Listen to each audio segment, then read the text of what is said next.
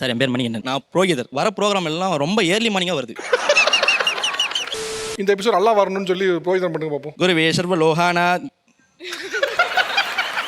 அவங்க குளிக்கிறதுக்கே சோம்பேறிப்படுவாங்க சார். 2 நாளைக்கு 3 நாளைக்கு ஒரு தடவை தான் சார் குளிப்பாங்க. அதுவும் அடம் பண்ணி நான் சத்தம் போட்டு குளிக்க வைப்பேன். அப்படி குளிச்சாலும் காது நிறைய சோப்பு, கழுத்தெல்லாம் சோப்பு, அதோட வருவாங்க சார் உள்ள. பொண்ணு கல்யாணம் ஆயிருச்சா? இல்ல. கல்யாணம் பண்ணி பாக்குற ஐடியா இருக்கா? அவங்க என்ன தெரியுமா சொல்றாங்க, நீ மேரேஜே பண்ணிக்காத, என் கூட இரு அப்படிங்கிறாங்க. எதுக்கு? சமைச்சு போடுறதுக்கா? சில ஆண்டுகளுக்கு முன்னால சோம்பேறி அப்படின்னு ஒருத்தனை திட்டினீங்க அப்படின்னா அவனுக்கு ஆக்சுவலா கோவம் வரும். கோவம் வருமா வராதா சொல்லுங்க. ஆனா இப்ப வந்து யாரையா நீ கை நீட்டி ஏன் சோம்பேறி மாதிரி இருக்க அப்படின்னா எஸ் பேசிக்கலி ஐ எம் சோம்பேறி அப்படின்னு அவங்களே சொல்ற அளவுக்கு கூட வந்துருச்சு. பிகாஸ் பேசிக்கலி ஐ எம் சோம்பேறிங்க. நீங்க எல்லாம் சோம்பேறிகள் கரெக்டா? அப்ப கூட யாரும் கூச்சமே இல்லாம கூச்சமே இல்ல நீங்க சோம்பேறி தான் அப்படிங்கறத நீங்களே ஒப்புதல் வாக்கு மூலம் கொடுக்க போறீங்க. நான் சோம்பேறி, எப்படிலாம் சோம்பேறினா இப்படிலாம் சோம்பேறி அப்படின்னு நீங்களே சொல்றீங்க. Self declaration. என்ன ஏன் இத உனக்கு சொல்லி ஆகணுமா? சொல்லுங்களே. சரி சொல்லி தொலைறேன். நான் நடக்கிறதுக்கே ஃபர்ஸ்ட் சோம்பேறிப்படுவேன் சார். நடக்கிறதுக்கே சோம்பேறிங்களா?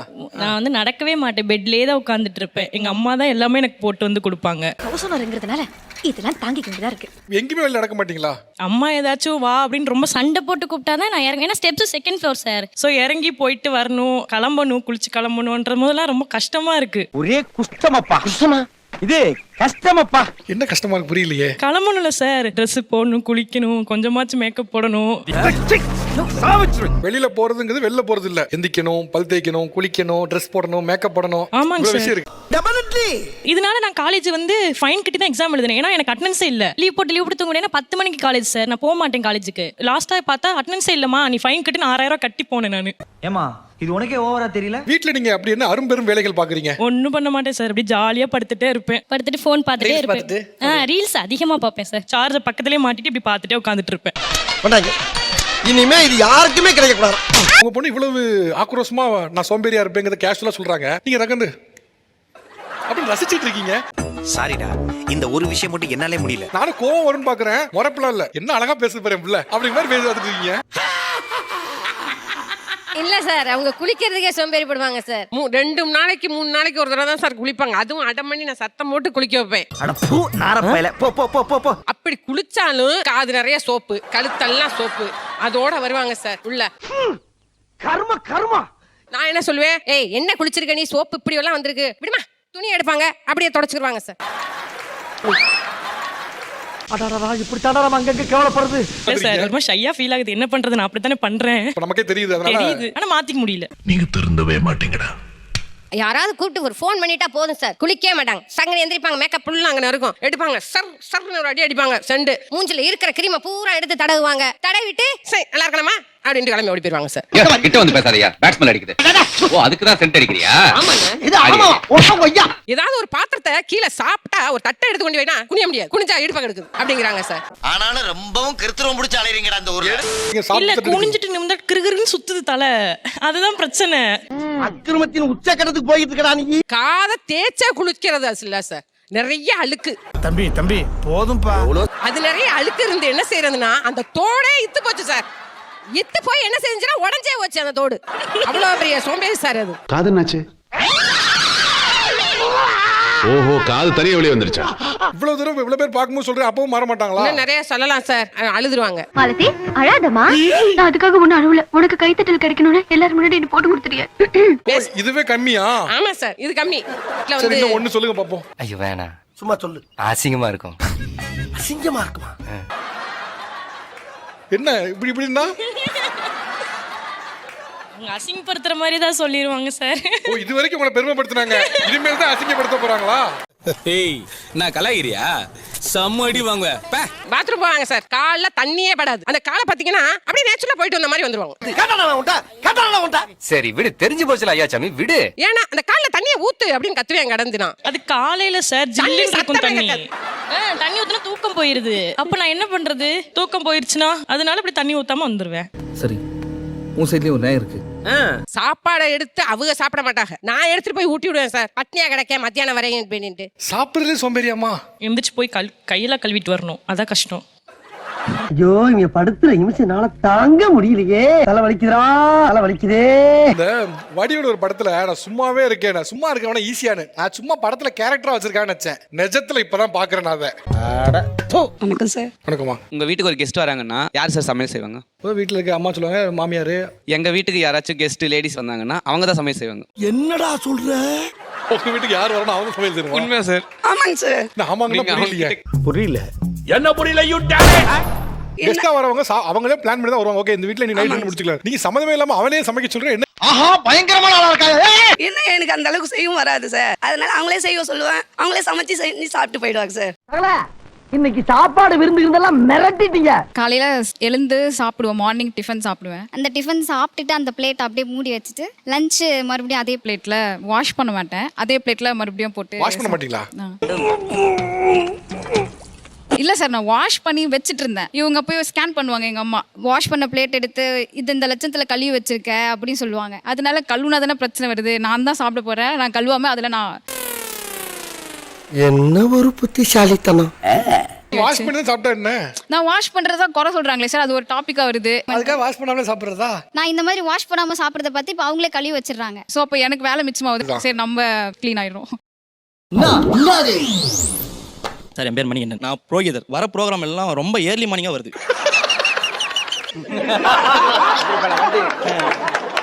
தொழில் அப்படிதானப்பா சார்? அதுதான் சார், கல்யாணம் 8 மணிக்கு அவர் வச்சாருங்க 10 மணிக்கு. அந்த மாதிரி எல்லாரும் வச்சா பிரச்சனை இல்லை. என்ன சொல்றான்? வைக்கிறதெல்லாம் 4 மணி 3 மணி வைக்கிறாங்க சார். பிரம்ம முகத்தில் வச்சாங்க 4 மணிக்கு. அங்க போயிட்டா பக்கத்துலயே உட்காந்து நயின்றாங்க, எழுந்து போகாம முதல்ல. பாவம் தான்டா, ரொம்ப கஷ்டம். கும்பாபிஷேகம்லாம் போகிறதே இல்லை சார். ஏன்னா 3 நாள் முழிச்சுன்னே இருக்கணும், அங்கே உக்காண்டே இருக்கணும்னு போகிறதே இல்லை. இப்போ பகல மட்டும் தான் சார் ப்ரோக்ராம் போகிறது. பகல்ல மட்டும் தான் ப்ரோக்ராம் பண்ணி? ஆமாம் சார், நைட்டில் போகிறது சார். சரி வேற தொழில் பேர் வேண்டி தரேன். ஹோட்டல் மேனேஜ்மெண்ட் படித்தேன். ஏர்லி மார்னிங் 5 மணிக்கு வர சொல்லிட்டாங்க. ஃபங்க்ஷன் வைக்கிறவங்க எல்லாருமே உங்ககிட்ட தான் டைம் கேட்பாங்க. நல்ல நேரம் என்னன்னு சொல்லுங்கன்னு. 4 மணி சொல்றதே கிடையாது. இல்லை சார், 7 to 9 அப்படி மாத்திக்கிறோம். உண்மையிலே புரோகிதரால் ஆக்டிங் பண்றீங்களா? புரோகிதர் நான் நம்ப மாட்டேப்பா. டேய் சத்தியமா நான் தாதாடா. அட போயா. சார் அவனுக்கு எல்லாமே தெரியும் சார். புரோகிதர் கத்திருக்கான், ஹோட்டல் மேனேஜ்மெண்ட் படிச்சான். ஆனா என்ன பிரயோஜனம்? அம்மன் ஜல்லிக்கு பிரயோஜனம்டா. இந்த எபிசோட் நல்லா வரணும்னு சொல்லி புரோகிதம் பண்ணுங்க பாப்போம். 2 நிமிஷம் தொடர்ச்சியா சொல்லுங்க பாப்போம். சொல்லுங்க பாப்போம். பயவுள்ள ஒரு பேச்சுக்கு சொன்னா உடனே செக்அப் பண்ணி பாக்குது. குரு பிரம்மா குரு விஷ்ணு குரு தேவோ மகேஸ்வரா குரு சாக்ஷாத் பரபிரம்மா தஸ்மை ஸ்ரீ குருவே குருவே சர்வ லோகானா.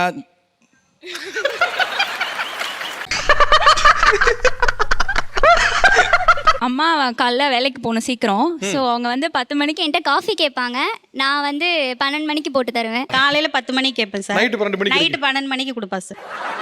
ஒத்த ரோசா பிள்ளைய ரொம்ப அற்புதமா வளர்த்திருக்கமா. ரொம்ப சோம்பேறி சார். டிசம்பர் 31ஆம் தேதி நான் வாஷிங் மிஷின்ல துணி போட்டேன் சார். வேலை பார்த்துட்டே சொல்றேன், அம்மா நான் விளக்கேத்திட்டு கோயிலுக்கு கிளம்பிடுவேன், நீ துணியை காய போட்டுரு அப்படின்னு சொல்லிட்டு. ஜனவரி 4ஆம் தேதி வரலும் அந்த துணியை அவ காய போடல சார். உனக்கு இது நியாயமா தர்மமா? காசு அந்த காசுக்கு தான் நம்ம இப்போ சப்ளையர் வேலை செய்யறதுனால ஒரு 10 ரூபா டிப்ஸ் கொடுப்பாங்களான்னு அந்த இடத்துல நிற்போம். அந்த 10 ரூபாயோட அருமை வந்து இவங்களுக்கு தெரியல. அந்த 10 ரூபாயோட வலி உங்களுக்கு தெரிய மாட்டேங்குது. ஒவ்வொரு நாள் சொல்லிட்டு நான் அழுவேன். உங்களுக்கே நான் சாப்பாடு போட்டிருக்கேன். எனக்கா? ஆமா சார், நான் வேலை செஞ்ச ஹோட்டல்ல தான் நீங்க எந்த சாப்பிட்டீங்க. ஹோட்டல்மா? திருச்சியில சார். நான் வந்திருக்கேனாங்க. ஆமா சார், நானே உங்களுக்கு பரிமாறி இருக்கேன் சாப்பாடு. ரொம்ப thanks. 9th all subject fail sir. All subject fail. கூப்பிட்டு வச்சு அசிங்கப்படுத்துறியா? என் பிள்ளை சோம்பேறின்னு நான் ஏன் இங்கே வந்து சொல்றேன்னா அப்பயாவது நீங்க உங்களை மாத்திக்கங்க. ட்ரை பண்றேன் மேடம். இன்னி வரைக்கும் அதுக்காக தான் நான் ட்ரை பண்ணிட்டு இருக்கேன். எனக்கு அப்புறம் இந்த பிள்ளைங்களுக்கு யாருமே இல்லையே, இந்த சோம்பேறித்தனம் அவங்களை அழிச்சிருமேங்கிறது எனக்கு ரொம்ப பயமா இருக்குது சார். என்ன வேலை வேணாலும் செய்வேன் சார். என்னை சாக்கடையிலுமா உனக்கு 500 ரூபா தரேன்னா நான் செய்வேன் சார். என் பிள்ளைங்களுக்காக நான் செய்வேன். நீங்க எந்த வகையில சோம்பேறி? சார் சின்ன வயசுல இருந்தே நான் ரொம்ப தூங்குவேன். எல்லாத்து வீட்லயுமே பொண்ணுங்க தான் ரொம்ப சோம்பேறியா இருப்பாங்க. ஆனா அதான் யோசிக்கிறேன் நானு. நீங்க அம்மா உட்கார்ந்திருக்கீங்க. சோம்பேறியா இருப்பாங்க சார். ஏன் 25 ஒரு சர்வீஸ்ல இப்படி ஒரு காரியம் நடந்ததே இல்ல. சமைக்க மாட்டாங்க, பாத்திரம் தேய்க்க மாட்டாங்க, இப்ப பேச கூட மாட்டாங்க. ஜோக் இல்ல இல்லையா? நைட்டு தூங்குவாங்க. எத்தனை மணிக்கு? 7 மணிக்கெல்லாம் தூங்கிடுவாங்க சார். நைட்டு 7 மணிக்கு தூங்கிடுவாங்களா? தூங்கிடுவாங்க சார். 7 மணிக்கு அப்படி இல்லடா உனக்கு. ஆனா வித்தியாசமான ஒண்ணுங்க சார், நைட் எந்திரிச்சு பாப்போம் 2 மணிக்கு இருக்க மாட்டாங்க. எங்கன்னு பார்த்தா முக்காடு போட்டு உட்காந்துருப்பாங்க. சும்மா தலையை சொல்றது ஒன்னும் பாக்குறதுக்கு பேய் மாதிரி இருக்குது. உட்காந்துட்டு தூங்குவாங்க சார். கேட்டா குட்டி தூக்கம்பாங்க. இது செல்லம்மா அவங்களுக்கு. எப்படி மாட்டிருக்க பாத்தீங்களா? எப்படி சிக்கிரிக்கம் பாத்தியாப்பா? எங்க அப்பாவே தான் எல்லா வேலையும் செய்வாங்க சார். ஏன வளர்க்கறதுல இருந்து துணி துவைக்கிறதுல இருந்து எல்லாமே அவங்க தான் அம்மா என்ன செய்வாங்க. பண்ணுவாங்க? சும்மா தான் இருப்பாங்க. என்ன பண்ணிட்டு இருக்க? பிறண்டுகிட்டு இருக்கேன். என்ன தொழில் பண்றேன்னு கேட்டேன். சும்மாவே இருக்கிறதா என் தொழில். எப்படிமா இப்படி? இல்ல சார், சின்ன வயசுல இருந்து நான் ரொம்ப தூங்கிட்டேன். கல்யாணம் பண்றதுக்கு ட்ரெஸ் எல்லாம் போய் கடையில் ஜவுளி கடையில் எடுத்துட்டு வந்துட்டான். அப்போ சொன்னாங்க விடியாகால எழுந்திரிக்கணும். மாமனால திட்டுவாங்க, வேலை செய்யணும். நான் கல்யாணம் வேண்டான்னு சொல்லிட்டேன். சரி.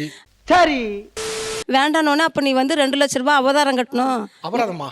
அந்த கல்யாணம் நம்ம வேண்டாம், மாப்பிள்ளை வேண்டான்னு சொன்னா கட்டணும் அப்படின்னு சொன்னாங்க என்கிட்ட. நீ பணம் கட்டணும். ஐயோ என்னால முடியல. சரி, அப்ப நான் கல்யாணம் பண்ணிக்கிறேன். 2 லட்ச ரூபாய் அப்ப ரொம்ப பெருசு, எங்க இருந்து கட்டுறது, நான் பண்ணிக்கிறேன்னு சொல்லிட்டு கல்யாணம் பண்ணிட்டேன். அதுக்கப்புறம் என்னாச்சு? பண்ணோன்னே ஒரு பையன் பிறந்துச்சு. அதுக்கு அண்ணன். ஆனா அபராதத்துக்காக கல்யாணம் பண்ண முதல் நீ. ஆமா சார். நீங்களா யாருடா? கல்யாணம் பண்ணிட்டீங்க. பண்ணி பையன் ஒண்ணு பிறந்துருச்சு, பாப்பா பிறந்துச்சு. பிறந்துச்சுன்னா உங்களுக்கு தரமா? யாருக்கோ பிறந்த மாதிரி பிறந்துச்சு. வேண்டாம். கல்யாணம் பிறந்துருச்சு, பாப்பா பிறந்துருச்சு, பையன் பிறந்துட்டாங்கறீங்க. அதாவது வாய்க்கு வந்தபடி எல்லாம் பேசப்படாது. எதா இருந்தாலும் நியாயமா பேசணுமா இல்லையா? நான் தான் வேண்டாம் வேண்டாம்னு போயிடுறேன். எந்திரிச்சு வேலை செய்ய சொல்றாங்களே. வேண்டாம் போயிருக்கீங்கன்னா புரியல. புரியுற மாதிரி சொல்லுங்க சார். புரியலையா தம்பி?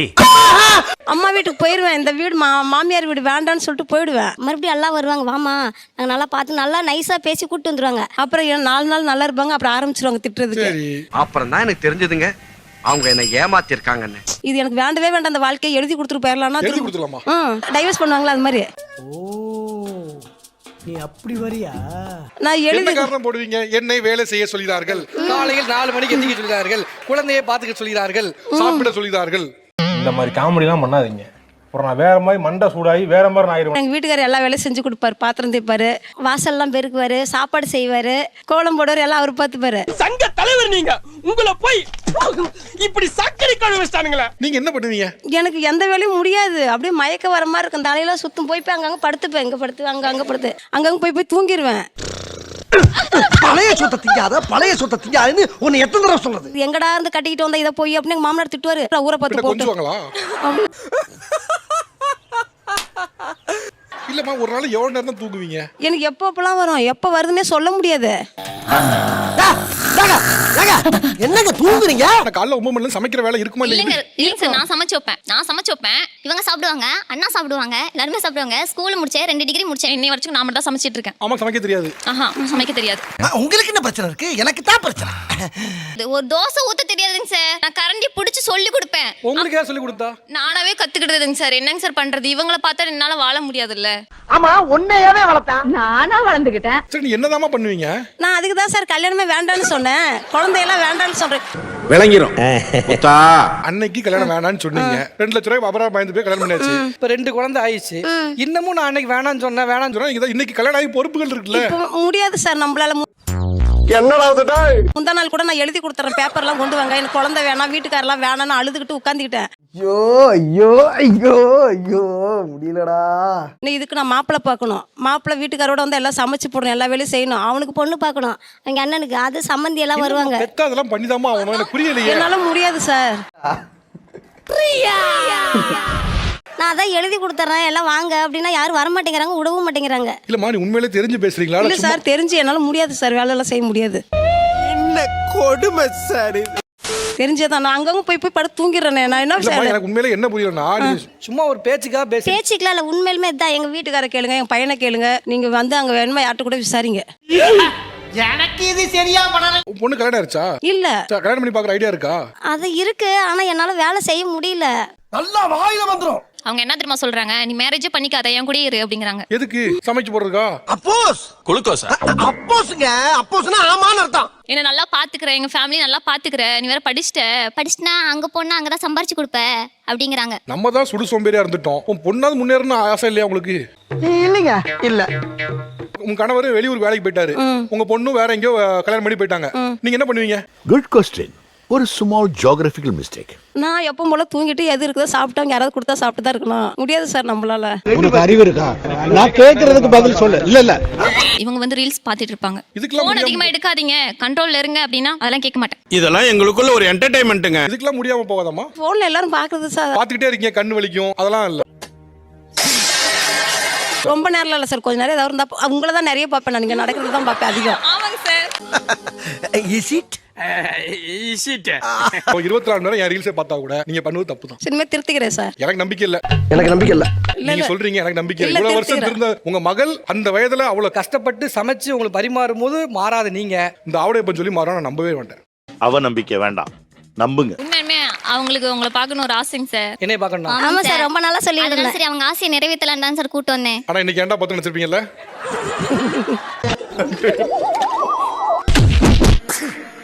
தேங்க்யூ, ரொம்ப நன்றி. நிகழ்ச்சி நடந்து கொண்டு இருக்கிற மனமார்ந்த நன்றி. நன்றி, வணக்கம்.